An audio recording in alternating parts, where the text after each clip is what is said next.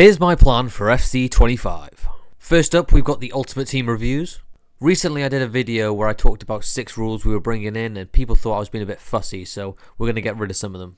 First rule was no crap on the cards, meaning the positions and everything on the side of the cards, get rid of that. That rule's gone, I don't really care about that. Number 2 is screenshots only, no fuzzy pictures.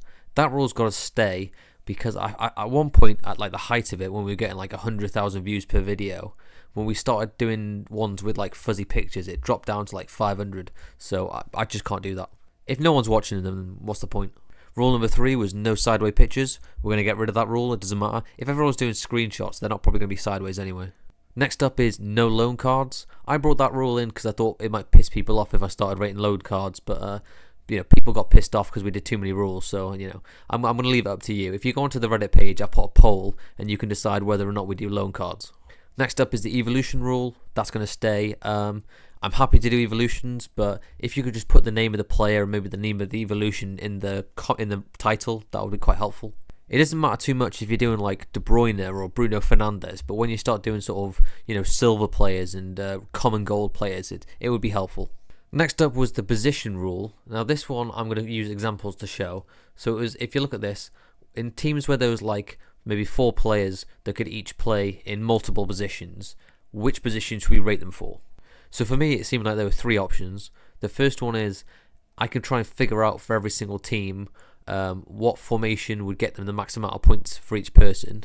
Number 2, what we could do is I can just rate them based on whatever their current position is. So whatever you show me, I'll rate. So if you want me to rate their in-game formation, happy to do that. Just submit the team with full chem and then submit, put another picture on it where it shows their in-game positions and I'll rate their in-game positions. Third option is I'll just rate them all based on whatever their best position is.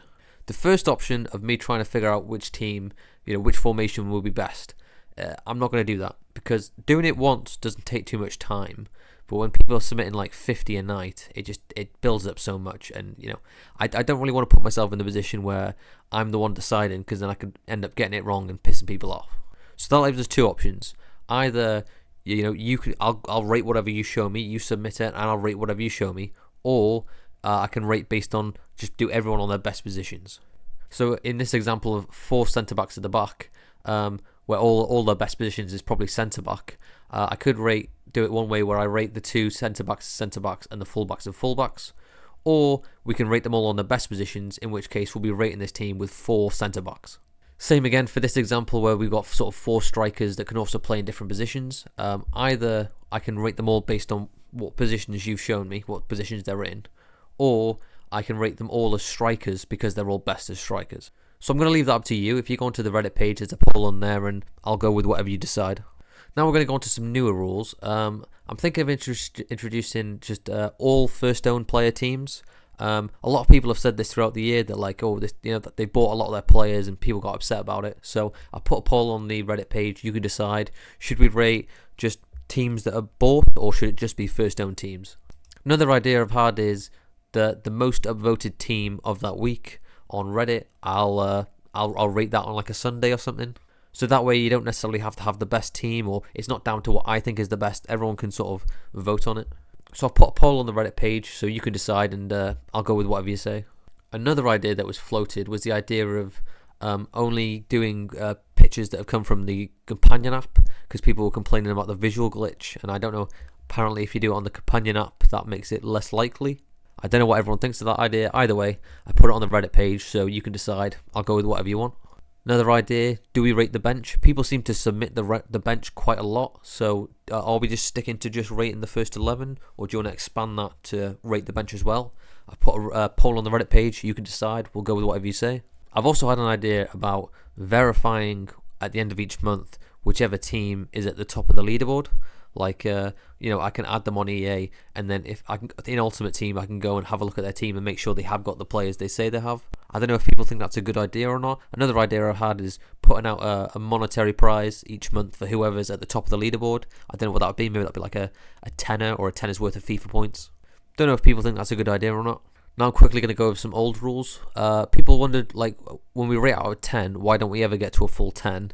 And I just think, like, 10 sort of perfect. and none of the teams are perfect, you know. Like for the centre backs, if you had like 2 Van Dijks, that would be perfect. But you're always going to have a Van Dijk and someone else who's not as good, so it's never going to be a 10. Then for chem, it needs to be 31 out of 33 minimum. I did stick to 33 at one point, but I thought that was a little bit too strict.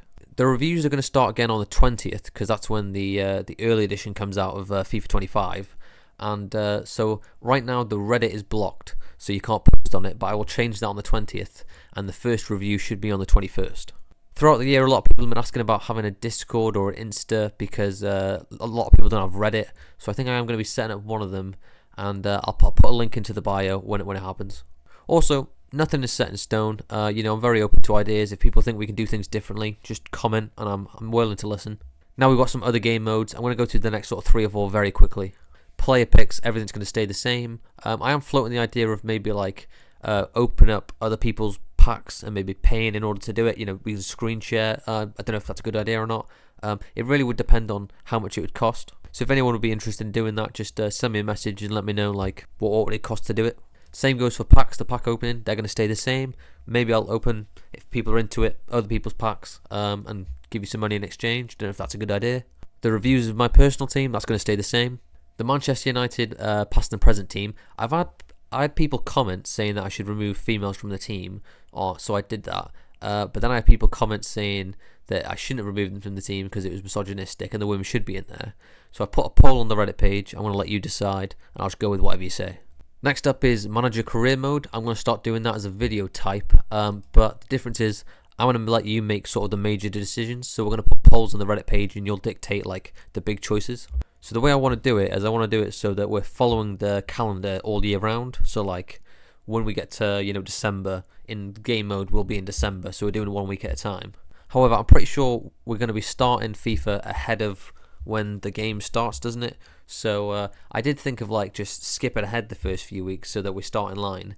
But then I thought like the first few weeks in the transfer window is sort of the best bit. So I think we're going to do it 1 week of transfer window every week until we get outside the transfer window, and then I'll skip ahead so that we're in line with the current date. So there's 2 decisions we're going to make right now. The first one is what difficulty should I play on? So I'll put a Reddit poll on the Reddit page so you can decide. The second one is what team should I go for? So if people could put team recommendations in the comments, and then I'll take them and I'll put them up in a poll on the Reddit page, and people can vote for whichever team you think I should play for. Then once we got the team decided, I'll let you know, and then people can put up recommendations for which players we should buy, and then whatever, you know, names come up the most in the comments, I'll put that in a poll on the Reddit page. People can vote on it, and then we'll transfer in for the first week whichever players you pick. The next game mode is clubs. I've been doing clubs all year round, but I haven't been doing videos of it. Me and my mates, there's about 6 of us, we managed to get to, I think, Division 1. So I think we're going to try and go for Elite this year. So I'm going to start doing videos on it. I also had the idea of maybe including some of you viewers in it, if anyone's interested in joining the team. I don't know how we do it. If like lots of people want to do it, maybe we'll, you know, base it on something like win percentage. Whoever's got the worst win percentage gets taken out of the club, and, you know, new viewers get brought in, so it sort of gets recycled. I did have an idea of like maybe inviting the top of the leaderboard in Ultimate Team reviews, inviting them into the team, but I don't know if that might annoy people. If it would be better just to do like a straight, just a short list, like everyone puts their name on it, and then we'll just go down it one by one. Next up is the FPL videos. They've been doing quite well, so we're just going to keep doing them. Nothing new there. Another idea I've had is if you guys pick a fixture over the course of the next month, and then I'll stick some money on it, and I'll do a watch along of me watching the team and seeing if we win or not, and then if we do win, I'll put it into the next month, and so on and so forth, and we'll see how well it goes. So the videos of me watching the games will be on TikTok, but if you want to decide like which games we think are going to win, I'm going to put that on the Reddit page, so you'll have to go to there for all the information. So if anyone's got any recommendations for which games we should go for, stick it in the comments. And the last video type I'm going to be doing is probably best pack pulls and player picks. So if you've had a particularly good or a particularly bad player pick or pack pull, stick it on the Reddit page, and then maybe like the end of the week or the end of the month, I'll do a compilation of like the best and the worst.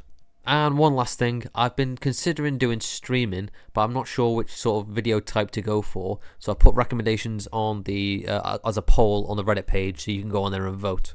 Thank you for watching in FC24, and I'll see you again in FC25. Cheers, mate.